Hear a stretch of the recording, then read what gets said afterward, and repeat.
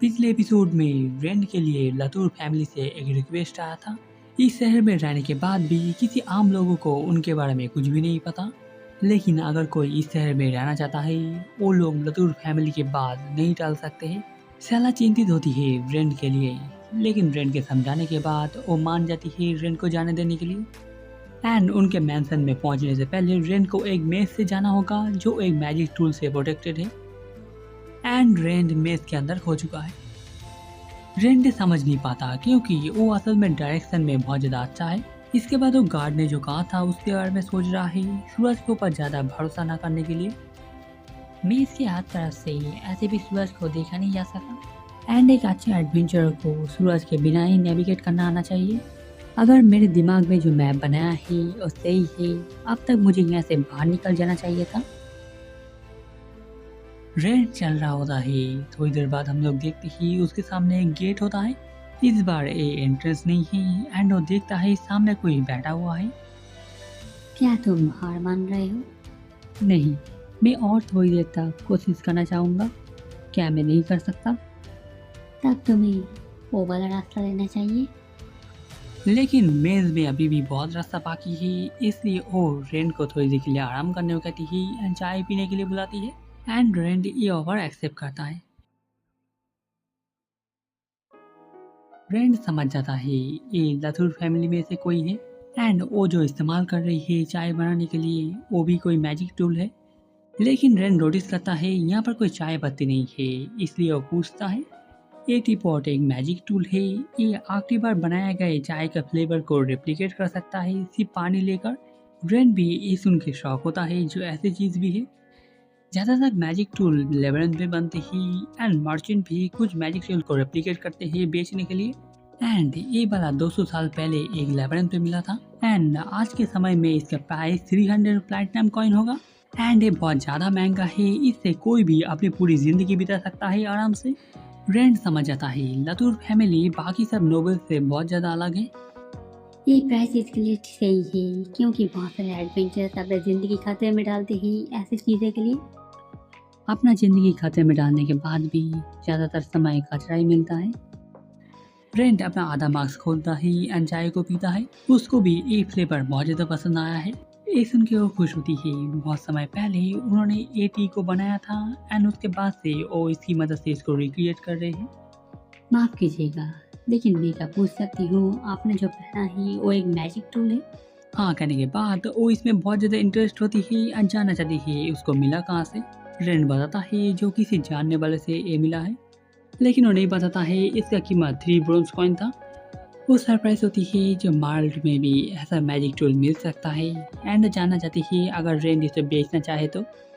माफ़ कीजिएगा, मुझे पता है ये आपके लिए इम्पोर्टेंट है, लेकिन ऑफ कोर्स मैं आपको पे करने के लिए तैयार हूँ। एंड रेंट इसको अभी बेच देता अगर वो इसको निकाल पाता, लेकिन वो सोचता है इस मार्क्स की वजह से वो अपना मुंह आसान से ढक पा रहा है। एंड वो इस डील को मना कर देता है। वो भी बताती है इसमें कोई बात नहीं है। रेंट चाय के लिए शुक्रिया कहता है एंड वो उसका ख्याल रखने को कहती है। एंड रेंट के जाने से पहले वो रेंट को एक हिंट देना चाहती है। ये शायद अच्छा होगा अगर तुम सूरज को ना देखो। फिर से सूरज, मैं इसको याद रखूंगा। रेंट समझ जाता है इसमें कुछ तो हो रहा है जो वो ठीक से समझ नहीं पा रहा। वो सूरज को देखते हुए चल रहा है एंड इसको समझने की कोशिश कर रहा है। तभी वो देखता है आसमान से सूरज गायब हो जाता है। वो एक पत्थर उठाता है एंड जिस तरफ से वो आता है उस तरफ वो फेंकता है। वो पत्थर गायब हो जाता है। वो समझ जाता है यहाँ पर टेलीपोर्टेशन गेट है, लेकिन वो वापस नहीं जा सकता। इसका मतलब ये एक तरफ का है। एंड रेंट समझ जाता है उसको मेज फिर से पहले से शुरुआत करना होगा। बहुत समय तक कोशिश करने के बाद शाम हो चुकी होती है एंड रेंट फाइनली आ जाता है मैंसन के पास। कॉन्ग्रेचुलेशंस, लगता है तुम्हें मेज का सीक्रेट पता चल गया। ये पॉसिबल हुआ क्योंकि किसी ने मुझे एडवाइस दिया था, इसलिए। उनका नाम होता है लेउर और लथूर एंड वो फैमिली की हेड होती है।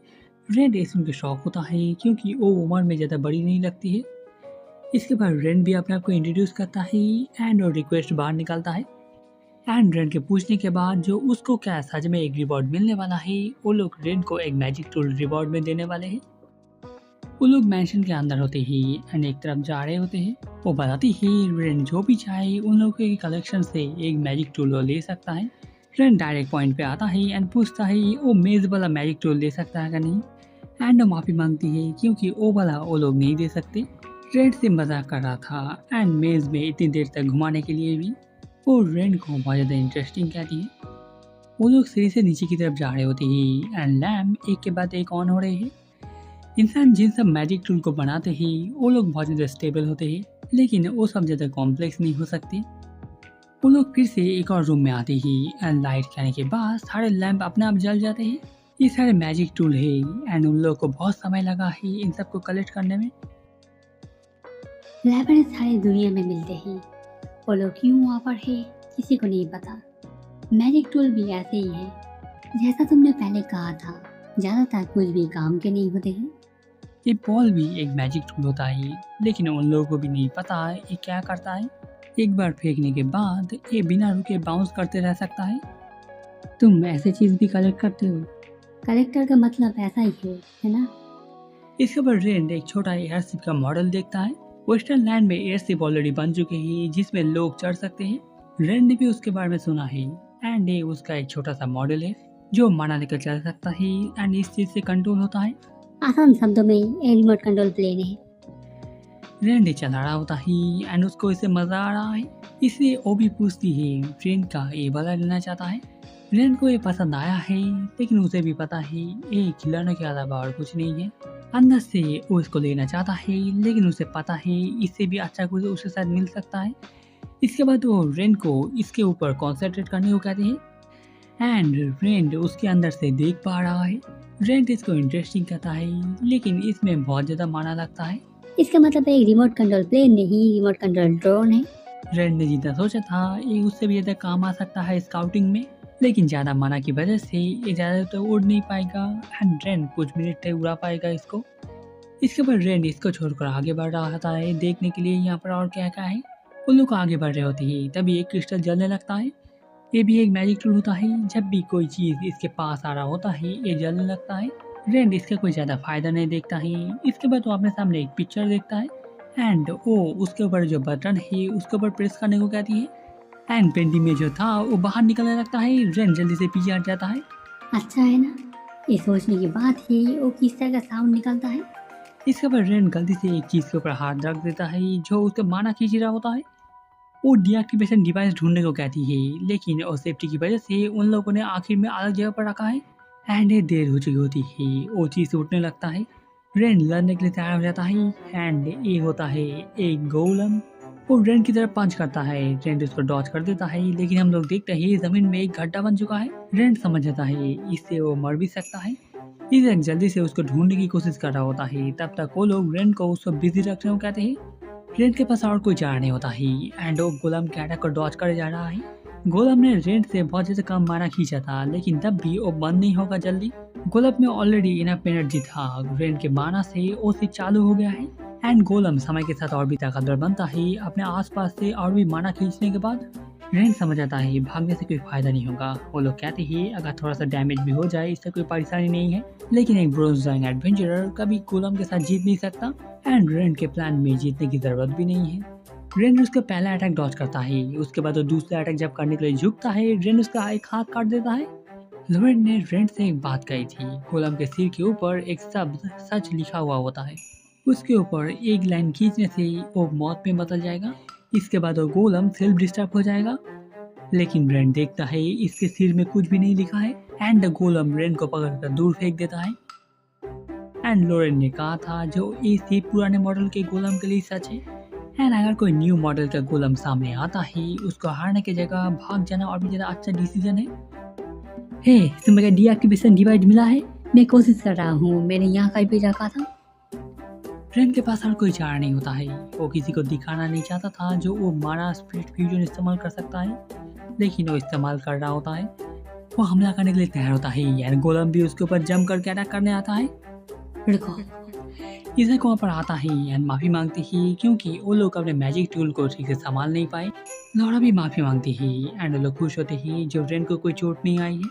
रेन मना करता है एंड माफ़ी मांगता है क्योंकि उसने खुद ही ध्यान नहीं दिया था एंड इसकी वजह से इज़िया का हाल। वो लोग बाद में इसको साफ कर लेंगे कहते हैं। उससे ज़्यादा वो लोग रेन को एक मैजिक टूल लेने को कहते हैं। उन लोगों को परेशानी नहीं है, रेन अभी भी देखना चाहे तो। चलते चलते रेन कुछ चीज़ों के सामने आता है। ये सब मटेरियल्स होते हैं जो मॉन्स्टर से मिलते हैं। ये सब मैजिक टूल तो नहीं है, लेकिन इन सब से अच्छा खासा मेडिसिन एंड वेपन बनाया जा सकता है। रेन डॉल्फिन तक पास आता है एंड तभी वो अपने अंदर से कुछ फील करता है। वो अपने सामने देखता है एक कांच के अंदर एक रेड बोतल। तुम्हें क्या ये चाहिए? ये है खून वैम्पायर का।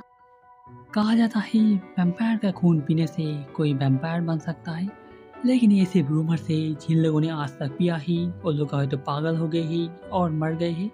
एंड अगर कोई वैम्पायर बना भी है वो कभी भी किसी से बताएगा नहीं, इसलिए ये अभी तक एक रूमर है। इमॉर्टलिटी के लिए जितना भी कम चांस हो बहुत सारे लोग इसको लेने के लिए तैयार है एंड रॉयल्टी एंड नोबिलिटी जितना चाहे वो लोग दे सकते हैं। मैंने फैसला ले लिया है। तो ये है जो तुमने लिया? लोरेन भी इसको इंटरेस्टिंग कहती है। उसने पहले एयरशिप देखा है, लेकिन उसने भी इससे पहले ऐसे नहीं सोचा था एंड इससे भी ज़्यादा सरप्राइज होती है जो इसकी मदद से वो देख भी सकता है। लेकिन वो समझ नहीं पाती लातूर फैमिली चाहती क्या है।